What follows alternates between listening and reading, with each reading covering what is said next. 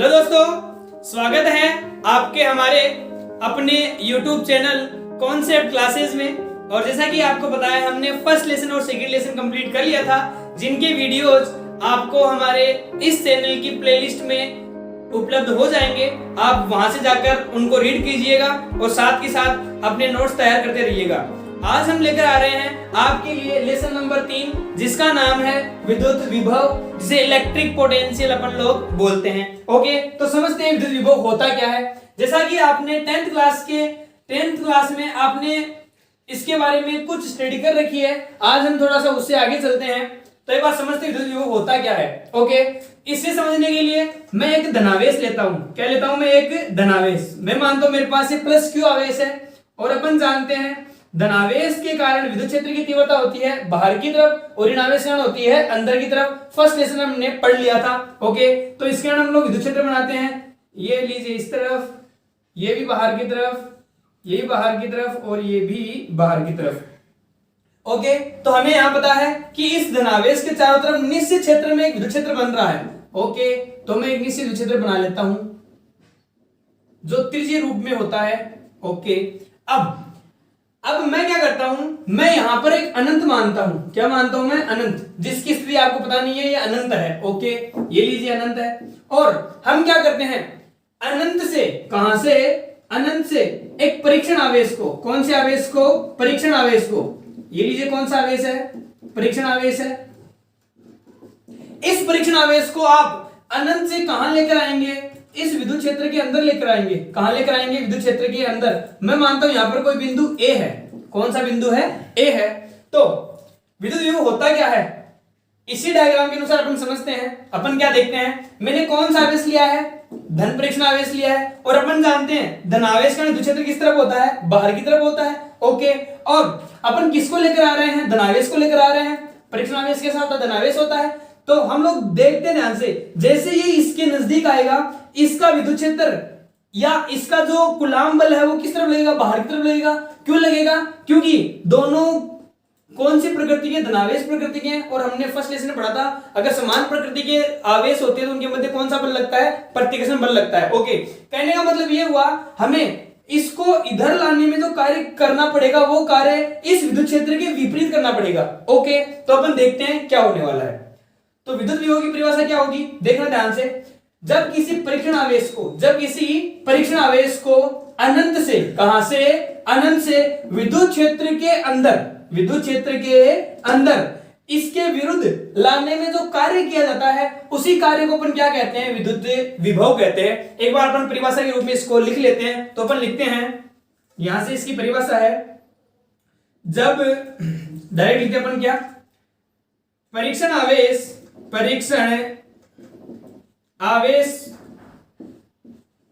आवेश को अनंत से, कहां से? अनंत से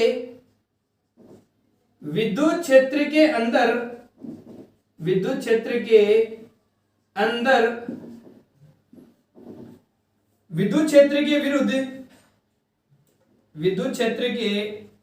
विरुद्ध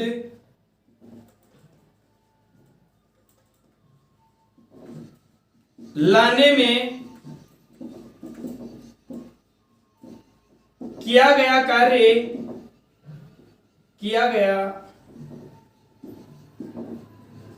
कार्य ही विद्युत विभव कहलाता है। परिभाषा एक बार ध्यान से पढ़े। हमने क्या लिखा है? परीक्षण आवेश को, किसको? परीक्षण आवेश को अनंत से विद्युत क्षेत्र के अंदर इस विद्युत क्षेत्र के विरुद्ध लाने में जो कार्य किया जाता है, उसी कार्य को अपन क्या कहते हैं? विद्युत विभव कहते हैं। ये क्या है इसकी परिभाषा। अब अपन इसका फॉर्मूला बनाते हैं। फॉर्मूला कैसे बनाते हैं, ध्यान से सुनिएगा। अपन ने क्या देखा? अपन ने देखा अपन किसको लेकर आ रहे हैं? परीक्षण आवेश को। कहां से? अनंत से। तो अपन देखते हैं, चूंकि Q नॉट आवेश को लाने में किया गया कार्य बराबर कितना? W। तो अपन एकांक को लाते हैं, तब एकांक आवेश को लाने में किया गया कार्य, एकांक आवेश मतलब क्यू नॉट का भाग लग जाएगा तो ये जाएगा W अपॉन क्यू नॉट। और इसकी जो अदर डेफिनेशन होती है वो अदर डेफिनेशन यही है कि इस परीक्षण आवेश से अपन कौन सा भी ले सकते हैं, एकांक आवेश ले सकते हैं। तो एकांक आवेश को लाने में किया गया कार्य कितना हो जाएगा, W अपॉन क्यू नॉट हो जाएगा। तो इसी को अपन क्या कहते हैं, विभव कहते हैं। तो ये किया गया कार्य क्या कहलाता है, विभव। तो V बराबर क्या हो जाएगा, W अपॉन क्यू नॉट। ये किसका फॉर्मूला होता है, विद्युत विभव का। ओके, इस फॉर्मूले से अपन इसका मात्रक निकालते हैं और इसकी जो विमा होती है उस विमा का हम निर्माण करते हैं। तो आप देखिए यहां ऊपर क्या दे रखा है, अपन सबसे पहले इसका एसआई मात्रक बनाते हैं। कौन सा मात्रक बनाते हैं, एसआई मात्रक। एसआई मात्रक देखिए ऊपर क्या लिखा हुआ है, W, W मतलब कार्य, और कार्य का एसआई मात्रक क्या होता है, जूल। ये लीजिए जूल अपॉन, यहां आवेश, आवेश का मात्रक क्या होता है, कूलाम। ये लीजिए कूलाम। तो ऐसा मात्रक जो प्राप्त हो रहा है वो हो रहा है जूल प्रति कूलाम। और इस जूल प्रति कूलाम को, इसे जूल प्रति कूलाम को वोल्ट भी कहते हैं। क्या कहते हैं, वोल्ट। तो इसका जो एसआई मात्रक होता है वो होता है जूल प्रति कूलाम या वोल्ट। ओके, अगर अपन इसका सीजीएस मात्रक बनाना चाहें, कौन सा मात्रक बनाना चाहें, सीजीएस मात्रक, तो अपन सीजीएस मात्रक भी बना सकते हैं इसका, सीजीएस मात्रक। सीजीएस मात्रक देखिए, ओके, ऊपर क्या लिखा हुआ है, जूल। तो अपन जानते हैं कार्य का मात्रक एसआई में जूल होता है, जबकि सीजीएस में होता है अर्ग। तो अपन लिखेंगे अर्ग अपॉन, यहां एसआई मात्रक कूलाम है और आवेश का सीजीएस मात्रक स्टेट कूलाम। तो अपन नीचे लिखेंगे स्टेट कूलाम। ये लीजिए स्टेट कूलाम। और अर्ग अपॉन स्टेट कूलाम को अपन नॉर्मल लैंग्वेज में बनाना चाहें तो इसको अपन कहते हैं स्टेट वोल्ट। क्या कहते हैं, स्टेट वोल्ट। तो याद रखिए, क्या याद रखिए, विद्युत विभव का जो एसआई मात्रक होता है वो जूल प्रति कूलाम या वोल्ट होता है, जबकि सीजीएस मात्रक क्या होता है, स्टेट वोल्ट होता है। अब अपन बनाते हैं इसकी विमा। क्या बनाते हैं, विमा। ये लीजिए विमा। तो आप देखिए अपन किसकी विमा में किसकी विमा का भाग देंगे, कार्य की विमा में आवेश की विमा का भाग देंगे। और अपन जानते हैं कार्य की विमा क्या होती है, वो होती है M1 L2 T-2। हमने कार्य की विमा 11th क्लास में पढ़ रखी है, आप निकालना जानते भी हैं। अपॉन आवेश की विमा अपने इस लेसन के फर्स्ट लेसन में पढ़ा था, और वो है A1 T1। ओके, तो ये वाले भाग जब ऊपर जाएंगे तो देखिए यहां M1, यहां L2 ऐसा का ऐसा, और T1 ऊपर जाएगा, T-1 हो जाएगा, और -2 ऑलरेडी है तो T-3, और A ऊपर चला जाएगा तो A-1। ये किसकी विमा हो जाएगी, विद्युत विभव की विमा। ओके, आप इसकी डेफिनेशन को ध्यान से सुनिए, ध्यान से समझिए। डेफिनेशन क्या है, हमने कोई परीक्षण आवेश लिया है, उसको कहां से, अनंत से विद्युत क्षेत्र में लेकर आ रहे हैं। तो लाने में जो किया कार्य किया जाता है वही कार्य क्या कहलाता है, विद्युत विभव कहलाता है, जिसका मात्रक ये होता है और इसका सीजीएस मात्रक ये होता है। और अपन इसकी विमा इस प्रकार से बना सकते हैं। आगे चलते हैं अपन, अगला टॉपिक जो है वो है विभवांतर। क्या है, विभवांतर। बहुत आसान है, जैसा कि नाम से स्पष्ट हो रहा है विभवांतर। आप जब इसके टुकड़े गिनेंगे तो आपको क्या मिलेगा, विभव धन अंतर। आप हिंदी में टुकड़े गिना इसका जानते हैं, तो मतलब दो विभवों का अंतर क्या कहलाता है, विभवांतर कहलाता है। ओके, तो अपन इसको उसी भाषा में समझते हैं। जैसा कि हमने विभव पढ़ लिया था, अपन विभव का क्या कहते हैं, अंतर करेंगे, जिससे क्या निकल जाएगा, विभवांतर निकल जाएगा। तो अपन एक बार उसी रूप में चलते हैं। हमने क्या लिया था, धनावेश लिया था। धनावेश का विद्युत क्षेत्र की तीव्रता किस तरफ हुई थी, बाहर की तरफ हुई थी, और इस धनावेश के चारों तरफ एक निश्चित क्षेत्र बना था जिसको हमने विद्युत क्षेत्र नाम दिया था। ओके, और हमने कहां से लेकर आए थे, हम लोग अनंत से लेकर आए थे। कहां, इस विद्युत क्षेत्र के अंदर कोई आवेश लेकर आए थे। तो इस परीक्षण आवेश द्वारा किया गया कार्य क्या कहलाता था, विभव कहलाता था। हमें विभव नहीं निकालना, हमें क्या निकालना है, विभवांतर निकालना है। ओके, तो मैं मानता हूं पहले अपन ने ए बिंदु तक लेकर आए थे। अब अपन क्या करते हैं, अपन दूसरा बिंदु लेते हैं। कौन सा, बिंदु बी लेते हैं। ओके, और आप एक बार ध्यान से देखिए, जो बिंदु बी है वो इस एक की तुलना में इस प्लस क्यू के ज्यादा नजदीक है। ओके, तो ये बात सुनिए, आप ध्यान से देखिए। अपन इसको यहां से यहां तक लेकर आएंगे तो किया गया कार्य क्या कहलाता था, विभव। अब अपन ए तक नहीं ला रहे हैं, अपन किसको कहां तक ले रहे हैं, बी तक। तो ए से अनंत से कहां तक ला रहे हैं, बी तक। तो यहां तक लाने में क्या करेंगे, क्या कहलाएगा, विभव कहलाएगा। मैं मानता हूं इसका विभव जो है वो है वीए, और यहां तक लाने में क्या जो कार्य होगा वो विभव कहलाएगा, और वो क्या होगा, वी बी। वीए कौन है, ए बिंदु का विभव, वीबी कौन है, बी बिंदु का विभव। ओके, परिभाषा के अनुसार क्या करना है, विभवांतर करना है, मतलब विभव का अंतर करना है। तो अपन इन दोनों का क्या कर देंगे, अंतर कर देंगे, वही हमें क्या प्राप्त हो जाएगा, विभवांतर हो जाएगा। ओके, कहने का मतलब आप ध्यान से देखें तो जो बिंदु उपस्थित है, कौन कौन से बिंदु, ए और बी, कौन कौन से बिंदु, ए और बी, वो कहां पर उपस्थित है, विद्युत क्षेत्र के अंदर ही उपस्थित है। आप ध्यान से देखिए, ए बिंदु भी विद्युत क्षेत्र के अंदर ही है और बी बिंदु विद्युत क्षेत्र के अंदर ही है। तो इन दोनों बिंदुओं के मध्य का जो विभव का जो अंतर होगा उसी को अपन क्या बोलेंगे, विभवांतर बोलेंगे। ओके, तो अपन परिभाषा लिख लेते हैं एक बार, क्या लिखते हैं, देखना, ध्यान से देखना मेरे साथ आप। हम क्या बोलेंगे, विद्युत क्षेत्र के अंदर ही, विद्युत क्षेत्र के अंदर ही किसी एक बिंदु से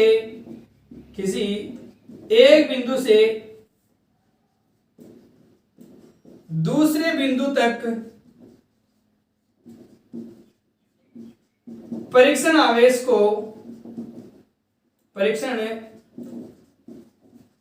आवेश को ले जाने में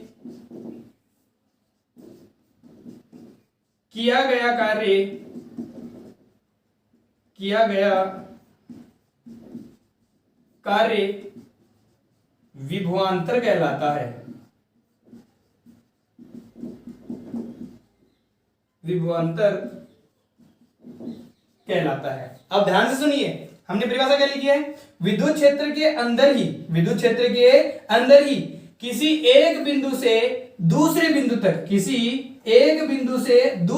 तक परीक्षण आवेश को ले जाने में जो कार्य किया जाता है वही कार्य क्या कहलाएगा, विभवांतर कहलाता है। ओके, अब अपन देखते हैं, अपन दोनों विभव क्या करेंगे, अंतर करेंगे। तो अंतर क्या किस में करेंगे, ज्यादा विभव से कम विभव में करेंगे। ओके, मतलब बड़े में छोटा घटाएंगे। तो आप देखिए, बात ध्यान से देखिए, विभव छोटा बड़ा कौन सा होने वाला है। आप देखना, अपन यहां से लेकर यहां तक इसको ला रहे हैं तो अपन कार्य कर रहे हैं। हमने पहले कहां से कहां तक लेके आए आवेश को, अनंत से ए तक। फिर इसी आवेश को अपन कहां से कहां लेके आए, अनंत से बी बिंदु तक। ओके, तो आप देखें ध्यान से, ये ए बिंदु इस आवेश से थोड़ी दूरी पर है, जबकि बी बिंदु तो इस आवेश के बिल्कुल नजदीक ही उपस्थित है। और हम देखते हैं, हम क्या जानते हैं, जब इस परीक्षण आवेश को लेकर आ रहे हैं इसके नजदीक, तो ये धन पर, ये जो प्लस क्यू आवेश है ये उस पर क्या लगाएगा, प्रतिकर्षण बल लगाएगा।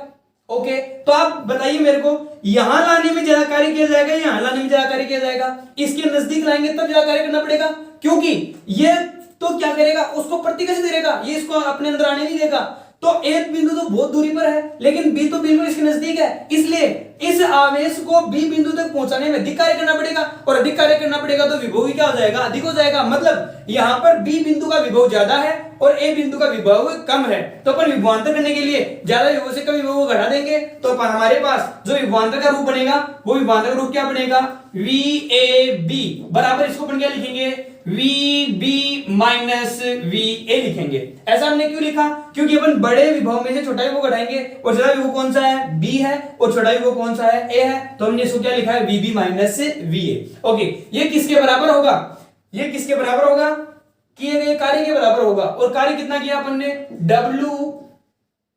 डब्ल्यू ए बी, और अपन किसका भाग देंगे इसमें, परीक्षण आवेश का, ये लीजिए क्यू नोट। तो ये एक विभवांतर का रूप बनता है, जिसको आप इस प्रकार से याद रख सकते हैं। ओके, इसके भी आप मात्रक देखें तो मात्रक वही होने वाला है जो विभव का था। ध्यान से देख सकते हैं आप, हमने ऊपर क्या लिखा है, डब्ल्यू ए बी, नीचे क्या लिखा है, क्यू नॉट। क्यू नॉट कौन है, परीक्षण आवेश। डब्ल्यू ए बी कौन है, किया गया कार्य, तो जूल प्रति कूलम, वैसा का वैसा। तो विभवांतर और विभव दोनों सेम है। ओके, बस अंतर इतना सा है, अपन विभवांतर में दो बिंदुओं के विभव का अंतर करते हैं, विभव किसी एक बिंदु पर ज्ञात किया जाता है। ओके, और सुनो ध्यान से बात, ध्यान से सुनने वाली बात कौन सी है, ये जो विभव है वो कौन सी राशि प्राप्त होने वाली है? अदिश राशि प्राप्त होने वाली है। तो हम लिख सकते हैं यहाँ पर कौन सी राशि होती है? ये अदिश राशि होती है। अदिश राशि कैसे हुई? सुनिए ध्यान से बात आप। हमने किसमें किसका भाग दिया है? कार्य में आवेश का भाग दिया है। कार्य भी कैसी राशि है? अदिश राशि है, क्योंकि बल और विस्थापन के डॉट प्रोडक्ट से प्राप्त होती है। डॉट प्रोडक्ट मतलब अदिश गुणनफल से प्राप्त होती है। और आवेश का भाग दिया, आवेश में कौन सी राशि है? अदिश। तो अदिश में अदिश का भाग दिया तो प्राप्त राशि कौन सी होगी? अदिश। तो याद रखें, विभव या विभवांतर कौन सी राशि होती है? अदिश राशि होती है, जिसके मात्रा क्या होते हैं? जूल प्रति कूलम, जिसको हमने वोल्ट भी कहा है। ओके, अब छोटी सी बात और सुनिए आप ध्यान से। इसका अपन एक रूप और बना सकते हैं। रूप कौन सा बना सकते हैं वो देखिए आप। अपन जानते हैं, अपन क्या जानते हैं? जब इस आवेश को अपन यहां से यहां लेकर आएंगे तो यहां तक तो ये आवेश इस पर कोई प्रतिकर्षण बल नहीं लगाएगा। ओके, मतलब इस आवेश में यहां से यहां तक कौन सी ऊर्जा अधिकतम रहेगी? गति ऊर्जा अधिकतम रहेगी, क्योंकि ये कौन सी स्थिति में है? गति का अवस्था में है। और जो वस्तु गति का अवस्था में होती है उसकी गति ऊर्जा अधिकतम होती है और उसकी स्थिति ऊर्जा क्या होती है? न्यूनतम होती है। लेकिन आप ध्यान से देखें, जैसे ये विद्युत क्षेत्र के अंदर प्रवेश करेगा, जैसे ये विद्युत क्षेत्र के अंदर प्रवेश करेगा, ये धनावेश इस परीक्षणावेश को क्या करेगा? प्रतिकर्षित करेगा। मतलब इसकी गति का क्या करेगा? विरोध करेगा। जब इसकी गति का ये विरोध करता है तो इसकी गति क्या हो जाएगी? स्लो हो जाएगी। इसकी गति स्लो होने का मतलब इसकी जो ऊर्जा है, वो ऊर्जा जो गति ऊर्जा थी इसके पास, वो गति ऊर्जा किसमें कन्वर्ट हो जाएगी? इसकी स्थिति ऊर्जा में कन्वर्ट हो जाएगी। और आप ध्यान देंगे तो अपन वैसे भी यहां पर क्या कर रहे हैं? इस प्रतिकर्षण बल के विरुद्ध कार्य कर रहे हैं। तो जो प्रतिकर्षण बल के विरुद्ध जो कार्य किया जा रहा है, वही कार्य किसमें कन्वर्ट हो जाता है? इसकी स्थिति ऊर्जा में कन्वर्ट हो जाता है। तो इस फॉर्मूले को अपन एक छोटे से नए रूप में और बना सकते हैं। और अपन क्या लिख सकते हैं? इसी विभवांतर के लिए मैं पहले अगर इस ए बिंदु का स्थिति ऊर्जा दिखाना चाहूं तो मैं दिखाऊंगा यू ए, और अगर मैं बी बिंदु की स्थिति ऊर्जा दिखाना चाहूं तो उसको मैं दिखाऊंगा यू बी। ओके, अब हमने देखा यहाँ पे किया गया कार्य कितना है? W A B. और अपन जानते हैं ये जो कार्य किया जा रहा है वही कार्य किसमें कन्वर्ट हो रहा है? स्थिर ऊर्जा में। तो अपन ने देखा यहाँ का कार्य यू बी के बराबर, यहाँ का कार्य यू ए के बराबर। तो इसको नए रूप में अपन क्या लिख सकते हैं? U B minus U A upon किसका भाग दिया अपन ने? अप्रेक्षण आवेश का, ये लीजिए क्यू नॉट। तो ये न्यूमेरिकल्स में कई जगह हमारे काम में आ सकता है, इसलिए आप याद रखें इस विभवांतर की इतने सारे फॉर्मूले अपन इसको आसानी से सॉल्व कर सकते हैं। क्योंकि ये लिखने के पीछे रीजन है, हमारे बहुत सारे ऐसे न्यूमेरिकल्स हैं जहां पर हमारे ये फॉर्मूले काम में आने वाले हैं। ओके, अब छोटी सी बात, विशेष बातें देखिए क्या है। विशेष ध्यान से सुनिए आप, ये विभवांतर कहां काम में आता है, हमने विभवांतर क्यों पढ़ा है, तो आप सुनिए बात ध्यान से। जैसा कि हमें पता है, नेचर की बात करते हैं क्योंकि फिजिक्स के सारे जो भी नए नए खोज किए गए सारे प्रकृति के अनुसार किए गए हैं। अपन जानते हैं प्रकृति में जो हवा होती है वो उच्च दाब से निम्न दाब की ओर प्रवाहित होती है। हवा किस तरफ से किस तरफ? उच्च दाब से निम्न दाब की ओर प्रवाहित होती है। उसी प्रकार से जो आवेश प्रवाहित होता है, जो आवेश प्रवाहित होता है, वो आवेश उच्च विभव से निम्न विभव की ओर प्रवाहित होता है। तो मैं एक लाइन लिख लेता हूं यहां पर। यहां क्या लिखेंगे? यहां लिखते हैं धनावेश। कौन सा आवेश? धन आवेश उच्च विभव से निम्न विभव की ओर स्थानांतरित होता है। और अगर इसकी जगह आप ऋण आवेश लेंगे तो उसकी दिशा इसके अपोजिट हो जाएगी। उसकी दिशा किस तरफ से किस तरफ होगी? निम्न विभव से उच्च विभव की तरफ हो जाएगी। ओके, नंबर दूसरी बात, ये नंबर एक बात थी। नंबर दूसरी बात मैं लिखता हूं, एक बार मैं पहले लिख लेता हूं। अनंत पर, कहां पर? अनंत पर विभव शून्य होता है। विभव या विभवांतर दोनों कितने होते हैं? शून्य होते हैं। शून्य होता है। ये बात हमने क्यों लिखी है, एक बार सुनिए ध्यान से। हम लोग कहां देख रहे हैं? अनंत पर देख रहे हैं। मतलब अपन उस परीक्षणावेश को कहां लेके जाएंगे? अनंत पर लेके जाएंगे। और विभव तो क्या होता है? अपन अनंत से कहां लेकर आएंगे? उस विद्युत क्षेत्र के अंदर लेकर आएंगे। लेकिन यह विद्युत क्षेत्र तो अनंत पर कार्य ही नहीं करेगा। तो इस परीक्षणावेश द्वारा यहां तक लाने में कोई कार्य किया ही नहीं जाएगा। किसके विरुद्ध? इस विद्युत क्षेत्र के विरुद्ध, क्योंकि विद्युत क्षेत्र अनंत तक जाएगा नहीं, ये तो केवल यहां तक सीमित है। जब अनंत तक इसकी सीमा नहीं होगी तो अनंत पर उसके द्वारा कोई कार्य नहीं किया जाएगा। अगर किया गया कार्य जीरो हो तो विभव कितना होगा? जीरो होगा। इसलिए आप याद रखें, अनंत पर विभव का मान कितना होता है? शून्य होता है। ये बहुत इंपॉर्टेंट बातें हैं। बाकी इससे अगली जो टॉपिक है हम लोग अगली क्लास में सोल्व करने वाले हैं। तब तक के लिए आप इन दोनों डेफिनेशन को ध्यान से सुनिए और जो हमने बातें डिस्कस करी हैं इन बातों को आप ध्यान से देखिए। तब तक के लिए थैंक यू।